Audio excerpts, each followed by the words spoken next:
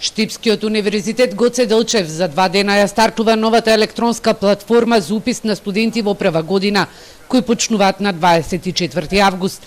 Платформата се воведува за да се намалат ризиците од ширење на коронавирусот. Сите оние заинтересирани студенти може да влезат, да направат свој профил, да ги внесат основните податоци, да ги внесат своите документи во форма дали скенирани или сликани и сето тоа да го поднесат за да ние во летниот период успееме да го прегледаме и да бидат спремни тие студенти за почетокот на уписите во август. Универзитетите чекаат насоки како ќе се организираат приемните испити, каде што ќе има и поголем интерес.